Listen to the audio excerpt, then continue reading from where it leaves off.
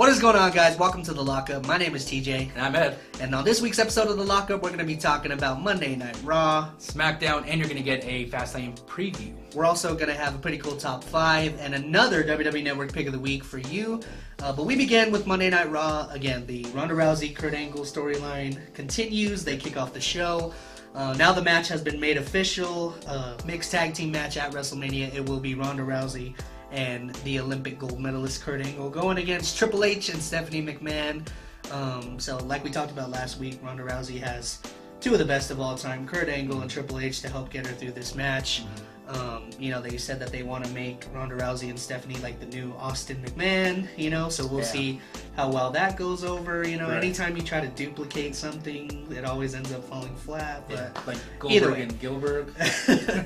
But either way, Ronda Rousey, her first feud, obviously, is Stephanie McMahon, and we'll see what kind of performance she puts in at WrestleMania. She had a couple botches where, she was trying to grab Steph's hand and try to pull her back into the ring, but no, she hit her with like that Samoan drop looking thing, and it looked pretty good. Not bad, yeah. So hopefully she's putting in work in the Performance Center, and we should get a great match. I agree. Next up, we had Asuka versus Nia Jax, which we've been kind of struggling to figure out what is going on there exactly. Asuka beat Nia with a submission hold, and after the match, there was a strange kind of almost a pep talk, but almost from Alexa Bliss. From Alexa Bliss, yeah. She tried to comfort her friend, and Nia Jax was crying. Yeah. And I think it's gonna lead to like some kind of like beast is awakening within Nia Jax, which is cool, because the women's division doesn't really have like that monster right now, and I feel like if anybody could be that, it's her. Right. So we'll see. I don't know if she's gonna be inserted into the picture for WrestleMania, right. But post WrestleMania, definitely. It looks like we're finally going to get Nia booked as that monster that just comes in and crushes everyone. She might have a run with the Raw Women's Championship, or she might get moved to SmackDown. But either way, I see a title in her future. I agree with that. And then next up we had Bar versus Revival. Yeah, so the Bar went up against the Revival in a tag team match and obviously picked up the victory. The Revival's interesting because they're a great tag team. I think they were kind of hindered. Their momentum was kind of crushed when I think Scott Dawson got hurt, and they were then taken off of TV so very quickly after debuting. Right. But again, the Bar and Cesaro and Sheamus, one of the best tag teams in WWE right now. Their chemistry is at an all-time high. Sheamus issues an open challenge for WrestleMania, so we'll see where that's gonna lead. Possibly a call-up from NXT. Yeah, Authors of Pain. Ooh. Possibly. That would be great. They pretty much ran their course in NXT, so that could be great for them to come in and win the Raw Tag Team Championships right off the bat at WrestleMania. Yeah, absolutely. But either way, I think whatever tag team could fit into that role at WrestleMania is going to lead to a great match, in my opinion. We also had the closing segment of Raw was Roman Reigns and Paulie dangerously in the ring. Brock, the no-show to Raw again. Yep. But obviously Paul, one of the best on the mic. Roman Reigns interrupts him and cut another good promo, like we talked about last week. I think WWE's doing a great job about trying to get the fans back on Roman's side. We always say the best angles are based in reality. So the fact that Brock, is a part-timer, has the Universal title, not showing up to all the tours, and what does he work, like 4 pay-per-views out of the year? Yeah. So if there's anything good to come out of this feud, hopefully the match lives up to the expectations at WrestleMania. Yeah. Obviously, it looks like Roman is going to take the title off of Brock, and at least the Universal Championship will be on every Raw, defended around the world, which is a good thing. And then we can hate Roman every Monday night on Raw. So that leads us to SmackDown Live. We don't want to talk about SmackDown Live, but we're going to. We have to. So I'm sorry, man. I just give it a chance every week. It's okay. AJ is one of my favorite guys in the company, and the poor guy is just carrying SmackDown on his back because there aren't enough stars to compete with. I feel like you add John Cena into the six-pack challenge probably because the pay-per-view wasn't selling very much. Yeah, absolutely. We got the six-pack challenge for this Sunday at Fastlane. It's Dolph Ziggler, Baron Corbin, John Cena, AJ Styles, and Sami and Kevin. Yes. We had 5 of the competitors on SmackDown tonight. Yes. Started off with Ziggler and AJ one-on-one, and then Sami and Kevin come in trying to get disqualified. Start a fight, and then Shano comes out. And makes it a fatal 5-way with all the competitors, which is weird because, like, how is John Cena going to show up on Raw the week after being added into the six-pack challenge on SmackDown? And then he talked about SmackDown on Raw. It's like, why not just go to SmackDown and be, I don't know, make it a six-man tag or something? Not you know what I mean? Not to mention the weird random match with Goldust. Yeah. For a second, though, I was like, is this Goldust's moment? Is he going to have another run? And then never again. But going back to SmackDown, Sammy gets the win after possibly turning on his best friend Kevin Owens. You know, he hits the haluva kick and then gets the 1-2-3. Cuts a promo at the end saying that he is, you know, he's obviously one of the most overlooked talents in WWE right now, and his time is finally coming, which I like. I don't know if this is going to lead to a Sammy Kevin thing at WrestleMania, because in my opinion, AJ will retain WWE Championship to go on to face Shinsuke Nakamura at WrestleMania. What do you think? I would have to disagree with you. I'm going to say that John Cena takes the title, and I'm going to tell you why. I think that giving John Cena another title run would mean that you could set up a match to the caliber of John Cena, AJ Styles, and Shinsuke in a triple threat match for the title. And we all know that when you have good talent in triple threat matches, it's fire. It's amazing. Plus, it would just be a nice little coup for Cena to break the tie with Ric Flair, 16-time world champions, for him to get his 17th. And maybe WWE is saying what we're talking about right now is that SmackDown is struggling, so why not put the title on Cena just to bring some kind of star credibility back to the WWE Championship? Not that it wasn't already there, because I love AJ as champion, but just for somebody else to be in the mix. But even then, that's weird because we've had Cena and AJ time and time again for the past couple years. So that's going to turn into Roman and Brock pretty soon here. Next up, we actually have our top 5. Yeah, so this is a pretty cool top 5. We're talking about top 5 WrestleManias. It's a touchy subject, I think, with a lot of people. We are on the road to WrestleMania now, so just let's talk about some of our favorite ones. Absolutely. We're going to kick off the top 5 with our number 1 pick, WrestleMania 17. WrestleMania 17, now.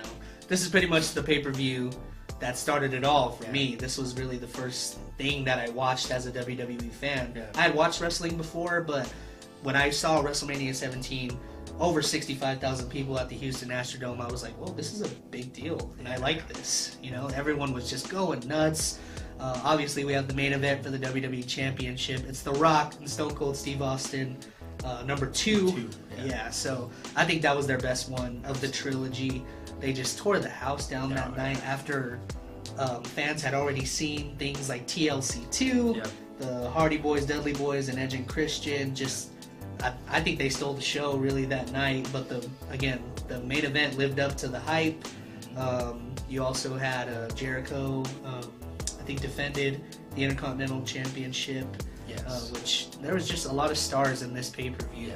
But the big things was TLC 2. We talk about that match all the time. Yeah, the Hardys, Edge and Christian, and we had just an unforgettable TLC match. I mean, it was a second one, so this was a kind of rematch, kind of redo, but this turned out to be one of the greatest matches probably of all time. We talk about the spot all the time where Jeff Hardy's hanging from the belts and Edge spears him. Just one of the best spots in WrestleMania history. And again, that main event, just one of the best of all time. My favorite match of all time, The Rock and Stone Cold Steve Austin at WrestleMania 17. JR on the call, we know Austin turns heel. Son of a bitch! He's shaking hands with Satan himself at the end of the pay-per-view. And they screw over The Rock. But again, just arguably one of the best pay-per-views, if not WrestleManias, that WWE has ever produced. Number 2, we got WrestleMania 19. And again, I'm partial to WrestleMania 17, 18, and 19 just because they were the first 3 WrestleManias that I watched, and just 19 gets number 2 because, again, the star quality. HBK comes back after 4-year absence with the back surgery. And he has found Jesus at this point. Yes. Christian Shawn Michaels. Not the asshole backstage that everybody hates. Trying to redeem himself. But no, I thought him and Jericho put on a hell of a match at that WrestleMania. Arguably stole the show. We got Rock Austin 3 also at WrestleMania 19. Which also delivered. It's a great match. I mean, the chemistry between those two is just unmatched. Austin was in the hospital the night before, that famous story where He had like an anxiety attack and didn't even know if he was going to wrestle, but still gets in there. Austin's last match with WWE was with The Rock. I know that's a heartbreaker for you. I don't want to talk about it. No, but two of the best of all time, Rock Austin 3. That main event, Brock and Kurt for the WWE Championship. They made a new star that night with Brock Lesnar. Kurt Angle wrestles again with a broken freaking neck and puts over Brock. You know, he tries the shooting star press, which is one of the most infamous botches in WrestleMania history. If you haven't seen that, that's just one of the coolest videos to watch. Just go watch it. Look up botched shooting star presses. You can watch a lot of them, but that's going to be the best one. Yeah. What do we always talk about? How if he didn't have such big freaking traps that he probably could have broke his neck, or that would have killed a normal guy. Yeah, anybody else would be dead. Number 3 is WrestleMania 18. And WrestleMania 18, obviously the biggest match, Rock and Hulk Hogan. Hollywood Hulk Hogan comes back with the NWO in 2002. Is this the Superdome incident? No, that was WrestleMania 30. I don't know what I'm talking about. That was WrestleMania 30. The Superdome. Yeah, that's right. That was only 4 years ago. No, that's in the Toronto Sky Dome. It was WrestleMania 18. The Rock and Hulk Hogan just tear the house down, have one of, if not the best, WrestleMania matches of all time. Even Jericho and Triple H, who were in the main event that night for the Undisputed Championship, said, how do we follow that? You know, like, you should have put that on last, you know? Which sucks because Jericho, obviously one of the best of all time, one of our favorite superstars, and that was his WrestleMania moment to get that main event, and then was kind of overshadowed by Rock and Hulk Hogan. But we know Chris Jericho overall is just the greatest. So. Yeah, one of the GOAT. Yeah, the GOAT, honestly. No, Triple H comes back from the quad injury, wins the Undisputed Championship. Number 4, we got WrestleMania 25. For one reason, and one reason only. The greatest WrestleMania match of all time, arguably. Yes. Undertaker and HBK, Shawn Michaels. And it was just a great back and forth. 2 legends at that point. 2 established veterans. And it was just one of those stories, you know, where it's like, hey, I just got to know who's the better man, you know. And we know that with Undertaker, it's never been about wrestling because he's not a technical wrestler. All he can really do is, you know, his 4 or 5 signature moves. But the thing is this is a showcase of storytelling in WWE. Well, you had Undertaker, who's one of the best performers of all time, and then you had HBK, who's one of the best wrestlers of all time. And number 5, which is also our WWE Network pick of the week, it's WrestleMania 21 in the Staples Center in Los Angeles. This was kind of a WrestleMania that bridged the gap between Attitude and Ruthless Aggression, because you got Batista and John Cena winning their first World Championships that night. Obviously, Batista was with Evolution and breaks free from the pack, takes on Triple H in the main event for the World Heavyweight Championship. Pretty great match. You know, Cena takes the WWE title off of JBL. The WrestleMania opens with 2 of the best of all time, Rey Mysterio and Eddie Guerrero going one-on-one. I know it wasn't their best match because, you know, this is the one where Rey was having issues. His strap was kind of coming he was off, having issues with the mask, so it didn't turn out to be one of their best matches. But still, you got 2 of the best in-ring technicians of all time. You also got the match, my personal favorite from that WrestleMania, and again, one of the best WrestleMania matches of all time. Shawn Michaels pops up again, going against Kurt Angle in a mid-card match that pretty much stole the show at that WrestleMania. I just love the story that was told. 2 of the best of all time.